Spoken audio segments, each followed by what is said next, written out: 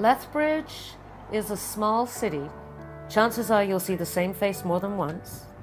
It's about 100,000 people. We're in southern Alberta, 2.5 hours south of Calgary, an hour from the US border, just a smallish kind of Canadian prairie city.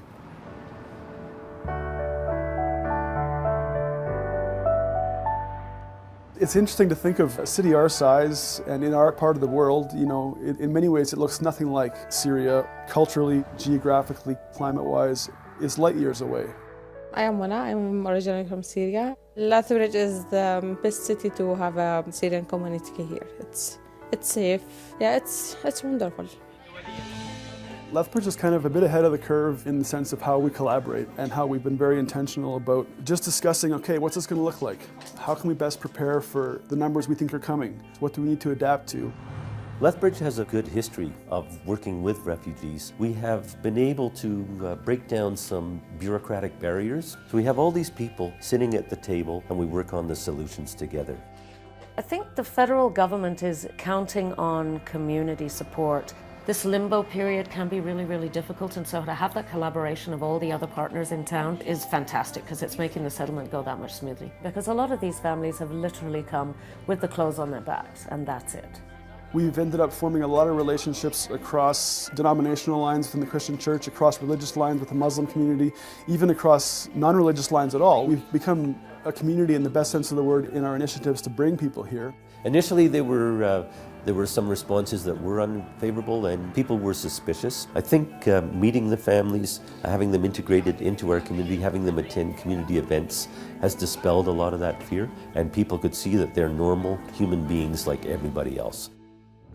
More than half of America's governors say Syrian refugees are not welcome. They have no backgrounds. Suspend any further resettlement of Syrian refugees. We should not be bringing in refugees. They could be ISIS, I don't know.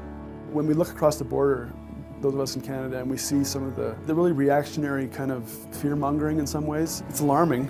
Because I think that America, like Canada, is a country of immigrants, of people who have come from somewhere else. And our memories are short. The same is true here in Canada, but I think it's more obvious when we look south of the border. There's a lot of anti-outsider sentiment, and I just think that, for me personally, that kind of goes against what I think we're called to be as human beings.